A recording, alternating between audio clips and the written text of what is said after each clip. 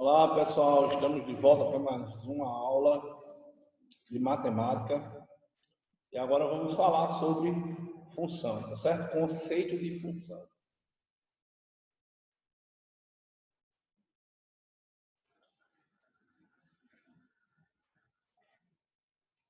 Então, conceito de função. É um conceito bem intuitivo, né? Então, se nós pensamos aqui numa bicicleta, a distância percorrida por uma bicicleta pode ser escrita através de uma função matemática. E essa função pode ser trabalhada em número de pedaladas, né? A distância que uma pessoa numa bicicleta percorreu. Isso é só um dos exemplos que a gente pode citar para a função, porque no dia a dia, no nosso dia a dia, nós temos muitos exemplos que caem em função. Então, a expressão em função indica os valores das grandezas mencionadas, ou seja, eu vou ter sempre mais de uma grandeza para relacionar as duas, tá certo? Então, essa é a ideia intuitiva logo de função. Logo de cara, eu vou ter grandezas e essas grandezas vão serem relacionadas, vai formar uma relação entre elas através da função. Uma ideia da função no cotidiano. E vamos ver duas grandezas aqui relacionadas, né? Então, se você chega numa padaria, em algum canto aí para comprar pão de queijo, por exemplo, e um pão de queijo custa R$1,50. Se você comprar dois, obviamente você vai pagar 3. Se você comprar 3, você vai pagar R$4,50, 4, 6 e assim sucessivamente. Então, quais são as grandezas? A grandeza da quantidade de pães de queijo e o preço. Então, observe o seguinte: o preço depende da quantidade de pães que você vai adquirir. E isso fica bem claro aqui na minha tabela, e principalmente aqui embaixo. Então, o preço é uma grandeza que depende da quantidade de pães que você está levando para casa. Então, essa é apenas uma dos exemplos do nosso dia a dia, de função do nosso dia a dia, certo? Ok. Vamos para a definição matemática agora da função, né? Então, uma função, aqui eu estou representando com a letra minúscula, f. Então, a função f pega valores do conjunto A e transforma em valores do conjunto B. Ou seja, eles pegam o conjunto A, que nós vamos chamar aqui de X, tá certo? Então, nós vamos ter X em A e implica... Deixa eu ajeitar isso aqui.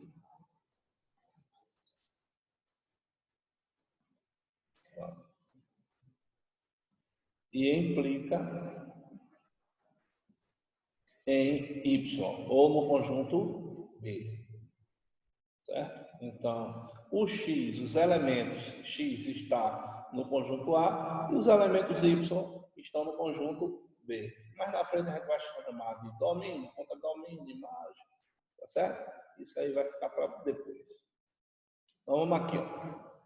Eu tenho um conjunto A, aqui o conjunto A, com elementos.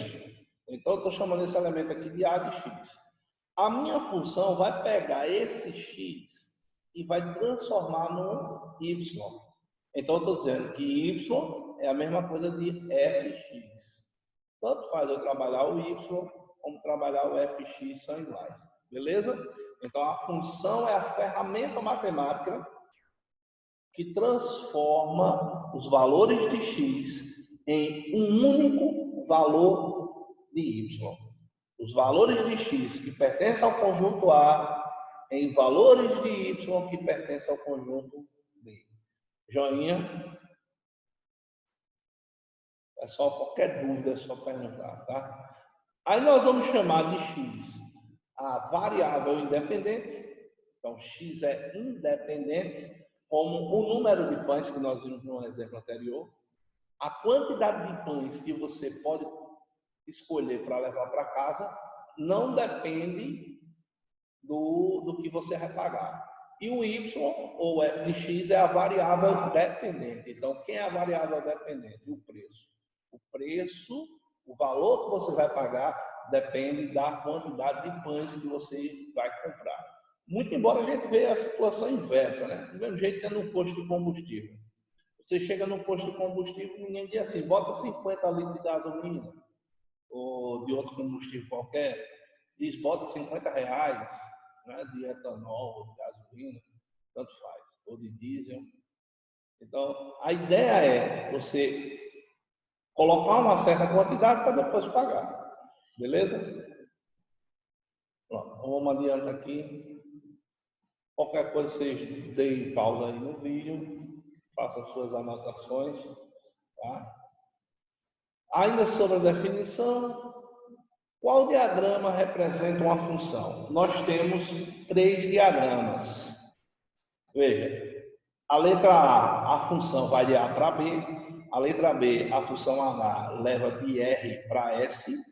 E a função, e na letra C, a função G leva de T a V. E aí nós temos 3 casos diferentes, tá? E observe e lembre do que eu falei anteriormente, no slide anterior. Cada elemento de A, do conjunto A, que são x, então aqui representa o x da função, e aqui representa o y da função.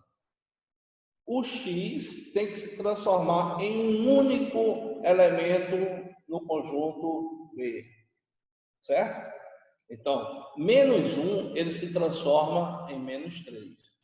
0 se transforma em menos 1. 1 se transformou em menos 1. E 2 se transformou em 4. Isso aqui eu posso garantir que é uma função? Dá pausa, conclua seu raciocínio, veja se sim, veja se não, e depois continua o vídeo. Na letra B, do mesmo jeito, ó, menos 2 se transformou em menos 2, menos 1 se transformou em menos 2, 0 se transformou em menos 1 e 3 se transformou em 1. Observe que tem um elemento aqui que não se associou a ninguém. No exemplo C, o 4 se transformou em menos 2 e menos 1. Então, nós temos aqui 2 situações críticas, tanto na letra B, na letra C. Na letra A, possa ser que tenha uma dúvida. Professor, 0 e 1 está se transformando em menos 1. Não tem problema, o 0 se transformou em um único elemento. E o 1 também. Então, o diagrama A representa, sim, uma função. Todos os elementos do conjunto A estão associados a um único elemento em B. Ou seja, para cada x se transformou em um único y. Já no exemplo B, observe, nós temos um elemento que não se associou para ninguém. E isso faz com que H não seja uma função. O diagrama aqui representado por H não seja uma função. E qual é o meu ponto crítico na letra C? O que faz a letra C também não ser uma função? Porque o 4 se transformou em 2 números. Eu vou dar um exemplo. É a mesma coisa que eu chegar numa loja e dissesse assim, rapaz, quanto é 1 quilo de pão? Aí o cara dissesse, é R$9. Eu cheguei numa padaria, 1 quilo de pão, R$9. Aí outra pessoa chegou na mesma hora, aí disse, quanto é o quilo de pão? Aí ele disse, R$10. Quer dizer, em instantes aumentou. Então não pode. Tem que ser sempre valores distintos, tá certo? Elementos do conjunto A associados com elementos únicos no conjunto B. Então, a letra B e a letra C, ela não formam função. E aqui já está explicado, gente, bonitinho, beleza? Então, vamos adiante. Vamos para isso aqui.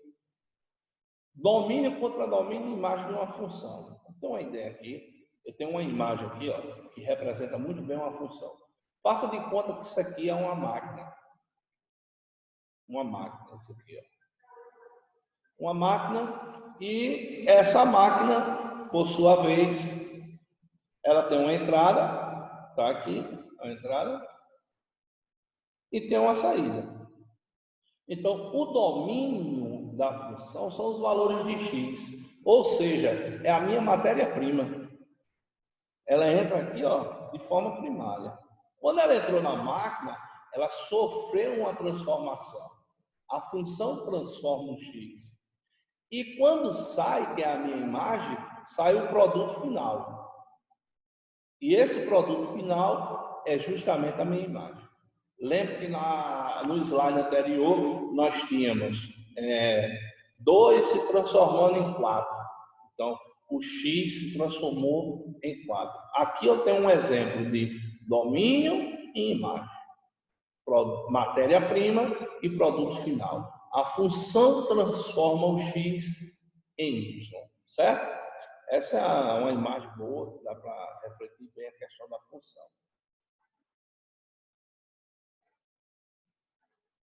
Ainda falando sobre domínio contra domínio e imagem, vamos ver aqui. Ó.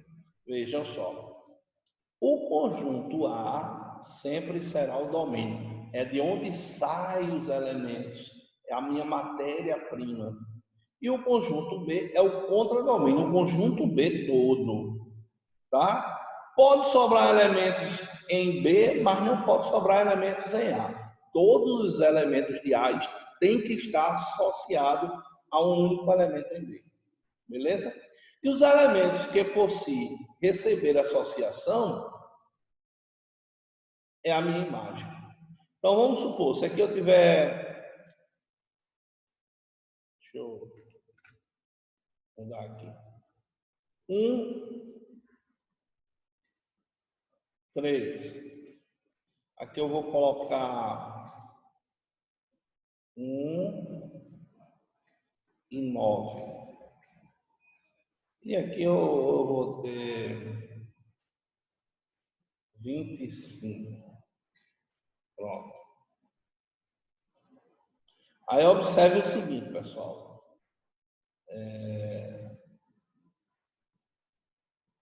Esse 1 vai transformar em 1. Esse 3 vai transformar em 9. Então, meu domínio, nesse exemplo que eu estou citando aqui, é 1, x e 3. 1, x e 3.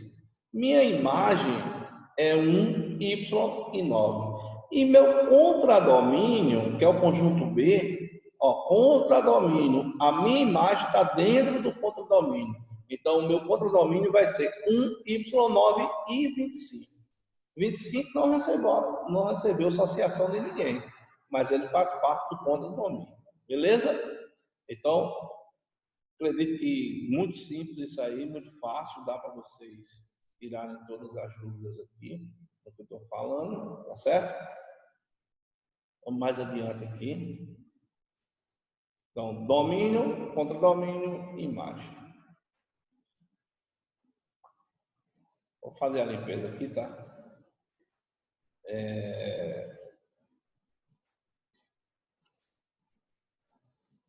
A imagem que ficou um pouco ruim. Deixa eu dar uma melhorada aqui do slide, tá? E eu já volto aqui para a tela para organizar isso.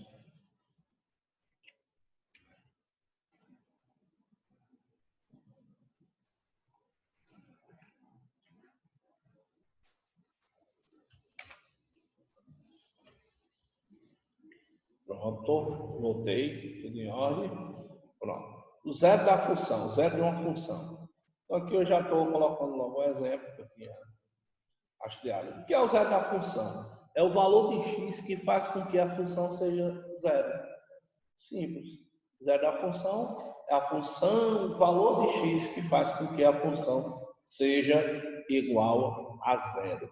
Beleza? Aí, qual é o zero das seguintes funções? Letra A, letra B, letra C. Bom, como aqui eu tenho uma função e essa função ela é uma função do primeiro grau, eu vou resolver esse exemplo como equação do primeiro grau. Eu vou dizer que f de x é 0, está aqui. Em seguida, 2x menos 4 igual a 0, porque o f de x é 2x menos 4. Eu passo o 4 para o outro lado positivo, ó. Vou para cá, positivo. E o 2 depois passa dividindo. Qual o número que eu multiplico por 2 que dá 4? O próprio 2. Então, 2 é a minha solução dessa função, ou 2 é o zero da função. Se eu substituir esse x aqui por 2, e muita gente já deve ter visto logo aqui de cara, substituindo resolve o problema, certo? Na letra B, a mesma coisa. Dentro daqui da raiz, eu tenho uma equação do primeiro grau, né? A equaçãozinha do primeiro grau. Então, eu sei que a raiz quadrada de 0 é 0. Existe a raiz quadrada de 0. É o próprio zero.